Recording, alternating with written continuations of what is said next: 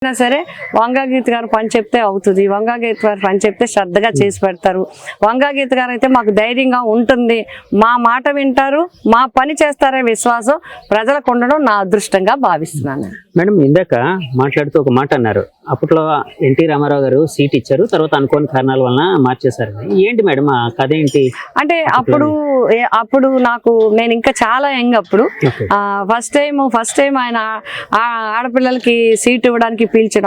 ఇప్పుడు అంత అవేర్నెస్ కూడా లేదు, అయినా కూడా నాకు పిఠాపురం అసెంబ్లీ సీటు నాకు ఇవ్వటం జరిగింది. 83 89 బహుశా 89 అనుకుంటాను. 89 95 లో 91 మేబీ 91 అనుకుంటాను.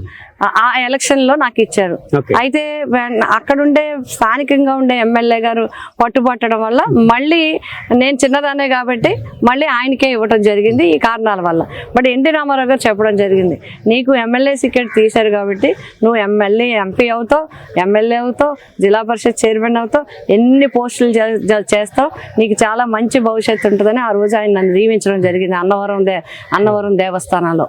అట్లాగే వెంటనే ఈ మా అప్పుడు గవర్నమెంట్ వచ్చిన వెంటనే జిల్లా పరిషత్ చైర్మన్ మహిళకు అవగానే మొట్టమొదటిగా రాష్ట్రంలోనే జిల్లా పరిషత్ తూర్పుగోదావరికి మహిళా టికెట్ వంగాగీతకి కేటాయించింది ఎన్టీ రామారావు గారు ఆ రోజు. మేడం ఇప్పుడు ఎన్టీఆర్ గారితో పనిచేశారు, చంద్రబాబు గారితో పనిచేశారు, జగన్ గారితో పనిచేశారు.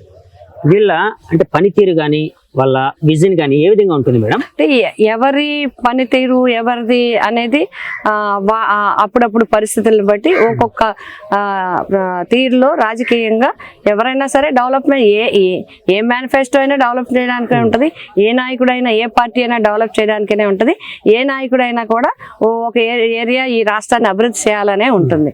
అయితే జగన్ గారికి అందరికీ పోలిక ఏంటంటే జగన్ గారు ప్రో పీపుల్, ప్రో పూర్, అంతేకాకుండా డెవలప్మెంట్ ఒకవైపుని ఇప్పుడు హార్బర్స్ కానీ ఎయిర్పోర్ట్స్ కానీ లేకపోతే ఇతర ప్రాజెక్టులు కానీ ఎస్సీజెడ్ డెవలప్మెంట్ కానీ ఇవన్నిటిని కృషి చేస్తూనే పేద ప్రజలకు ఒక నమ్మకం విశ్వాసం కల్పించారు.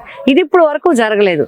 ఎందుకు అని చెప్తున్నానంటే ఏవేవో కమిటీల వల్ల స్థానికంగా ఒక వేరు కమిటీలు, జన్మభూమి కమిటీలు కావచ్చు లేదా ఇంకొక కమిటీలు కావచ్చు, కమిటీల ద్వారా పేదల యొక్క సంక్షేమ భవిష్యత్తుని వారి చేతిలో పెట్టడం జరిగింది. బట్ ఎప్పుడు ఎవరు చేయని విధంగా బిఆర్ అంబేద్కర్ గారు చెప్పినట్టుగా, బాబా ఫూలే చెప్పినట్టుగా పేద ప్రజల జీవితాన్ని వేరే విధంగా పెట్టకుండా డైరెక్ట్గా ఏ ప్రభుత్వం అయితే వాళ్ళకి న్యాయం చేస్తుందో అదే నిజమైన ప్రభుత్వం అని వాళ్ళు చెప్పడం జరిగింది, పుస్తకాల్లో రాసి ఉన్నది. ఆ విధంగా జగన్మోహన్ రెడ్డి గారు ఒక వాలంటీర్ వ్యవస్థను తీసుకొచ్చారు, ఒక సెక్రటరియట్ వ్యవస్థను తీసుకొచ్చారు. దాని ద్వారా లంచం లేకుండా పార్టీలకు అతీతంగా ఈరోజు పార్టీ ఇంటి మీద ఏ జెండా ఉన్నా కూడా పథకం వెళ్ళింది. గతంలో అలా ఉండేది కదా, ఎంచేవారు పార్టీలు ఎవరు, మాకు ఓట్లు వేసేవాళ్ళు ఎవరు, మా వర్గం ఎవరు, మా గ్రూప్ ఎవరు అని ఎంచి పథకాలు ఇచ్చేవారు. ఈ ప్రభుత్వం ఎంచకుండా నిస్వార్థంగా అర్హతే ప్రాధాన్యంగా పథకాలు ఇచ్చేది. పేదవాడికి ఈరోజు భరోసా జగనన్న ఇచ్చిన వాలంటీర్ ఉన్నాడు, నాకు ఏ కష్టం వచ్చినా వాలంటీర్ ద్వారా ప్రభుత్వానికి అందుతుంది, నాకు న్యాయం జరుగుతుందని చెప్పి నిజమైన for the people by the people to the people కి పూర్తి అర్థం ఎవరంటే జగన్మోహన్ రెడ్డి గారు ప్రభుత్వం. మేడం ఇప్పుడు 2019లో మీరు 19 ముందు వరకు తెలుగుదేశంలో ఉన్నారు. అంటే ప్రజారాజ్యం నుంచి మళ్ళీ తెలుగుదేశంకి వచ్చారు, తెలుగుదేశం నుంచి ప్రజారాజ్యంకి వచ్చారు. సరే తర్వాత మళ్ళీ వైసీపీకి వచ్చారు. అంటే ఎందుకు మేడం వైసీపీలో అంటే మిమ్మల్ని బలంగా ఆకర్షించి అంటే ఇందులో చేరాలి అని అనిపించిన విషయాలు ఏమైనా ఉన్నాయండి? అంటే సాధారణంగా ఇక్కడ నేను 2000 ఇంచుమించుగా 84-85 నుంచి నేను డిగ్రీ చదువుతున్న రోజుల్లో అప్పుడు ఎన్టీ రామారావు గారికి రాష్ట్రంలో దించేయటం ఈ కార్యక్రమాలు జరిగినప్పుడు మేము స్టూడెంట్స్గా రావటం జరిగింది. అది కూడా రాజకీయ పరంగా రాలేదు మేము. మా హస్బెండ్కి అప్పుడే నాకు ఇంటర్మీడియట్లో మ్యారేజ్ అవ్వడం, మా హస్బెండ్కి పొలిటికల్గా ఇష్టం, ఆయనకి ఇష్టం అవడంతో మేము ఎన్టీ రామారావు గారు అంటే ఒక సినిమా యాక్టర్, ఎన్టీ రామారావు గారు అంటే అందరికీ తెలిసిన వ్యక్తి, అయ్యో ఎన్టీ రామారావు గారిని దించేశారనే దాని మీద మేము కాలేజీ నుంచి స్టూడెంట్స్ అందరూ కొవ్వొత్తుల ర్యాలీలు, రోడ్డు మీద నిరసనలు, పోలీస్ స్టేషన్ దగ్గర కూర్చోవడం ఇవన్నీ చేయటంతో ఆటోమేటిక్గా గుర్తింపు వచ్చింది నాకు. గుర్తింపు వచ్చి ఒక స్టూడెంట్ బాగా చేస్తున్నారు, ఒక ఉమెన్, అప్పుడు ఉమెన్ బాగా తక్కువ మందిలో బాగా చేస్తున్నారని చెప్పి నాకు పార్టీ పదవులు ఇవ్వటం, అట్లా వచ్చింది పొలిటికల్ లైఫ్. అలాగ వచ్చిన దానికి ఇంతవరకు రావటం జరిగింది.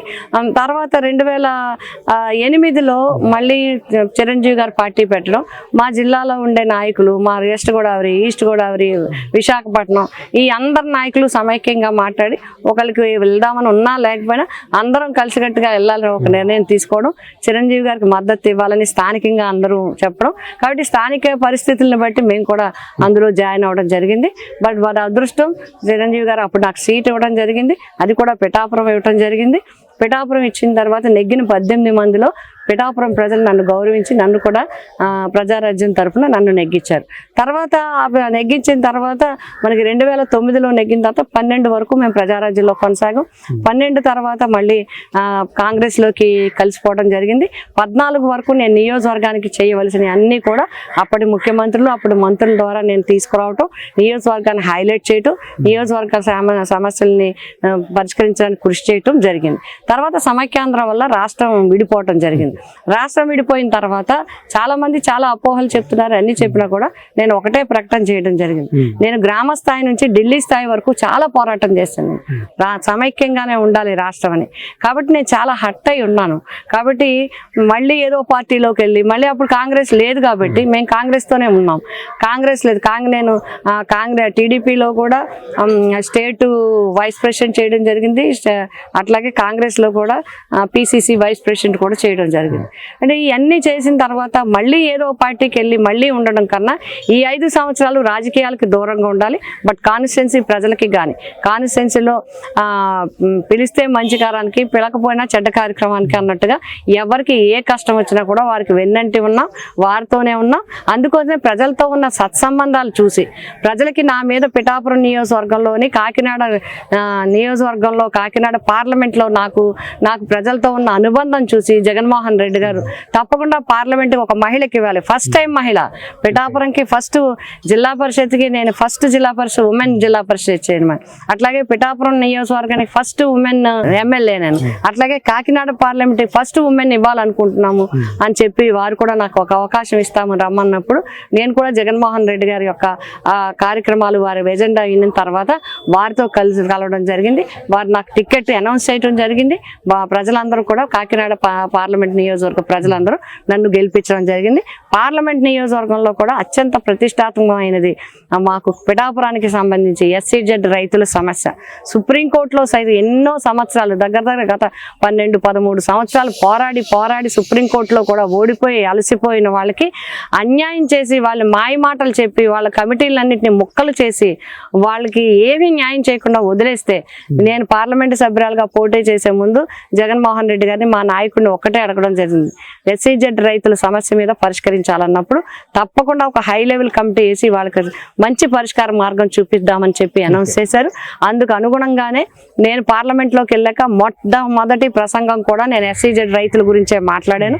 మరి ముఖ్యమంత్రి గారు కూడా మా Kurasala Kannababu X agriculture minister గారి ఆధ్వర్యంలో ఒక కమిటీ వేసి, ఆ కమిటీ ద్వారా సుప్రీంకోర్టులో ఓడిపోయినప్పటికీ కూడా రైతులందరికీ 2000 ఎకరాలు వెనక్కిచ్చి 6 గ్రామాలని వాళ్ళకి తిరిగి ఇచ్చే విధంగా మంచి తీర్పు ఇచ్చారు ముఖ్యమంత్రి గారు.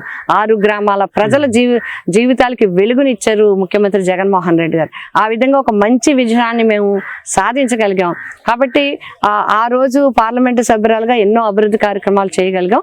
మళ్ళీ ఇప్పుడు పిఠాపురం నియోజకవర్గ ప్రజలతో నాకున్న అనుబంధాన్ని మరి గుర్తించి ఎమ్మెల్యే మన ముఖ్యమంత్రి గారు ఒక మహిళకి మళ్ళీ అవకాశం ఇవ్వాలని నాకు ఈ పిఠాపురం నియోజకవర్గం నిజంగా నా పూర్వజన్మ సుకృతం, నా అదృష్టంగా నేను భావిస్తున్నాను. మేడం, పిఠాపురం అనగానే అంటే ఈస్ట్ గోదావరి అనగానే కాపు ఓట్లు అనేవి కీలకం.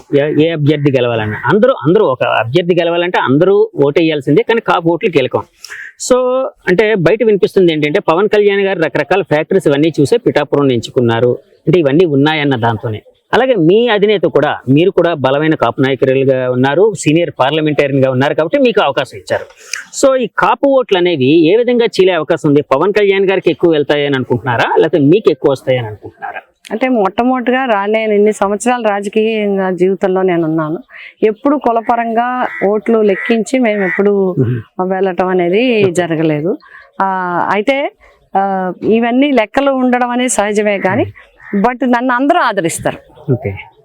కాపులో వాళ్ళ ఇంటి బిడ్డగా నన్ను ఎంత ఆదిస్తారో వాళ్ళ ఆత్మీయురాలుగా మిగతా అన్ని క్యాస్ట్లు కూడా నాతో అనుబంధంగా ఉంటారు. నన్ను నిజంగా కూడా వాళ్ళ ఇంట్లోకి అంత ప్రేమతోని అంత ఆత్మీయతతోనే ఆహ్వానిస్తారు. అయితే ఒకటి ఏంటంటే ఇక్కడ ఎస్సీ బీసీ ఎస్టీ మత్స్యకార చేనేత మొత్తం అన్ని వర్గాలు మిగతా అన్ని ఓసీల్లో ఉన్న అన్ని క్యాస్ట్లు బ్రాహ్మణులు కావచ్చు, వైశ్యాస్ కావచ్చు, ఇంకా రకరకాల బీసీల్లో ఉన్న వివిధ రకాల క్యాటర్స్ కావచ్చు, సెటిబల్జీ కావచ్చు, గౌడ్ కావచ్చు, ఎన్ని రకాల క్యాస్ట్లు ఉన్నాయి. అందరికి కూడా అందరికీ నేను అందుకే అందరికీ అభిమానురాలు కాబట్టి నేను ఆ రోజు ఎంపీగా ఎమ్మెల్యేగా నెగ్గగలిగాను. హోరాహోరీ పోటీ ఆ రోజు ముగ్గురు మధ్య పోటీ ఉన్నప్పటికీ కూడా నేను విజయం సాధించగలిగాను. మళ్ళీ మొన్న ఎంపీలో కూడా ఇక్కడ నుంచి మెజార్టీ తెచ్చుకోగలిగాను. ఇక్కడ ప్రజల మద్దతు పొందగలిగాను. మళ్ళీ నాకు అన్ని వర్గాలు ఒక్క క్యాస్ట్ మీద బేస్ చేసి ముఖ్యమంత్రి గారు నాకు ఇవ్వలేదు. నేను సెలెక్ట్ చేసుకుని కూడా రాలేదు. ఇక్కడ ఎవరున్నారు ఏంటని కూడా సెలెక్ట్ చేసి రాలేదు. నేను పని చేశాను. నా పనితీరును ప్రజలు గుర్తించారు. నాకు తప్పకుండా ఇక్కడ మళ్ళీ సేవ చేసే అవకాశం. ఇప్పుడు ఆపరేషన్ లేకుండానే మోకాళ్లకు ప్లాస్మా ట్రీట్మెంట్, మీ ఆర్థోపెడిక్ సమస్యలన్నిటికీ రోబోటిక్ టెక్నాలజీ ద్వారా తక్కువ ఖర్చుతో శాశ్వత పరిష్కారం, ఫ్రీ కన్సల్టేషన్, ప్రతి ట్రీట్మెంట్ పై 20% డిస్కౌంట్. ఈ ఆఫర్ కొద్ది రోజులు మాత్రమే, త్వరపడండి. V9 hospitals 9281465842.